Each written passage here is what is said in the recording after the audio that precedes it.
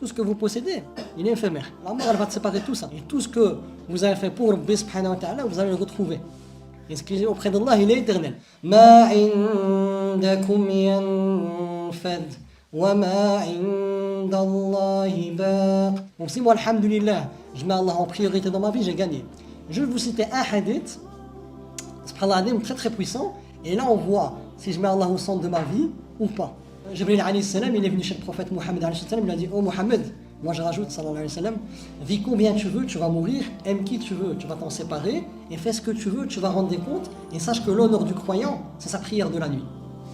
Moi, si je vis que pour cette dunya, je vis combien je veux mourir. Je peux amasser l'argent que je veux, je peux marier avec les plus belles femmes, je peux avoir les plus beaux enfants, le plus beau des métiers, je peux avoir tout ce que je veux. La mort, elle va venir, elle va me séparer de tout ça. Et après, je devrais rendre des comptes auprès d'Allah subhanahu wa ta'ala. Et Allah subhanahu wa ta'ala, il va me juger en fonction de mes actions. Si mes actions, ils ont été vouées que pour lui, j'ai gagné. Mais si mes actions, ils ont été vouées pour autre que lui, j'ai perdu. Aime qui tu veux, tu vas t'en séparer. Moi, j'aime ma mère, elle a tout donné pour que je puisse être là devant vous aujourd'hui et faire le khayr à travers les réseaux sociaux, etc. Je l'aime. Mais si je l'aime que pour elle, la mort, elle va me séparer d'elle. Mais si j'aime ma mère pour Allah, le prophète nous enseigne qu'on sera au paradis avec les gens qu'on aime. Donc si je mets Allah au centre de ma vie, même les personnes que j'aime pour Allah, je serai avec eux éternellement sans jamais me séparer. Parce qu'on va voir les caractéristiques de la vie d'ici-bas, c'est pas les mêmes que ceux du paradis. Et parfois, Shaitan il vient et il trouble les gens. Il te fait penser que tu dois vivre les codes du paradis ici sur terre, alors que non. Allah il a décrété c'est quoi les caractéristiques de la vie d'ici-bas et c'est quoi les caractéristiques du paradis. Il ne faut pas mélanger les deux. Et la troisième chose, c'est fais ce que tu veux, tu vas rendre des comptes. Si moi je vous mes actions pour Allah, il y a une panoplie de cadeaux d'Allah. La formule, si vous voulez gagner dans tous les sens du terme dans le Coran, c'est Alladhina amanu wa amilu salihat. Et chaque fois vous avez que des bienfaits. Je ne vais pas me lancer parce que je ne vais pas finir. Donc subhanallah, si je mets Allah au centre de ma vie, je peux vivre combien d'années je veux. Alhamdulillah, chaque seconde de ma vie, c'est une opportunité pour moi de me rapprocher encore plus d'Allah et atteindre des plus hauts degrés au paradis. Et si je mets Allah au centre de ma vie, les gens que j'aime, la mort, elle va peut-être me séparer d'eux, mais alhamdoulilah, dans la demeure éternelle, dans la demeure de la paix, qui est le paradis, je vais être éternellement avec eux. Et les actions que je fais, quoi que je fasse pour Allah subhanahu wa ta'ala, Allah il est reconnaissant, c'est ash-shakur, c'est le reconnaissant à l'absolu. La toute petite bonne action que tu as fait pour Allah subhanahu wa ta'ala en respectant les conditions, c'est que tu es croyant, c'est que tu es sincère, tu voues ton action que pour Allah, et que ton action elle soit conforme au Coran et à la tradition prophétique, et bien alhamdoulilah, Allah il est reconnaissant. Allah il nous dit وَمَنْ أَرَادَ الْآخِرَةَ وَسَعَى لَهَا سَعْيَهَا فَأُولَئِكَ كَانَ سَعْيُهُمْ مَشْكُورًا.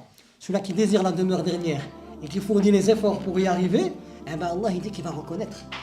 Il va reconnaître tous tes efforts. Comme Allah dit dans un verset, Ya ayyuhal insan innaka kadihun ila rabbika kadhan famulaqih. Ô toi être humain qui t'efforce vers ton Seigneur, tu vas le rencontrer. Donc si je mets Allah au centre de ma vie, j'ai gagné. Et Wallah al-Adim, il n'y a pas une plus belle saveur que ton lien secret que tu as avec Rabbi dans ton cœur. Parfois, Shaitan il va venir te mettre des mirages pour détourner ton attention de ce qui est le plus important, ta relation avec Rabbi, pour te faire croire que ton bonheur pour les femmes, il est chez un homme. Tu vas te marier, tu seras heureuse. Tu auras des enfants, tu seras heureuse. Et pour les hommes aussi, tu vas trouver une femme, tu vas être heureux. Tu auras des enfants, tu seras heureux. Tu vas passer de mirage en mirage en mirage en mirage. Quand on revient au tawhid, Allah c'est lui As-Salam.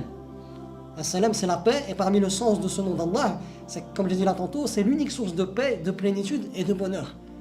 Et je pourrai trouver ma paix intérieure qu'avec Allah subhanahu wa ta'ala. Mais si moi, j'apprends pas à me connaître à travers le Coran, je vais vite me perdre. Pourquoi? On revient au tawhid de la Seigneurie, Allah c'est lui le créateur, donc c'est le seul qui connaît la réalité de sa création, et à travers le Coran et la tradition prophétique, il me donne la réalité de toutes choses. Si je ne connais pas les caractéristiques de Iblis, de Shaitan, comment il vient stratégiquement avec ses waswas, etc., comment il remédie, etc., et ben je vais me faire avoir. Et si je ne connais pas les caractéristiques de la vie d'ici-bas, je vais me faire avoir aussi par cette dunya. Combien de gens qui sont dans les cimetières, ils sont fait avoir par cette dunya? Demain. Et la mort, elle est venue à un moment où ils ne s'attendaient pas. Et ils ont vécu sur autre chose que sur la ilaha illallah.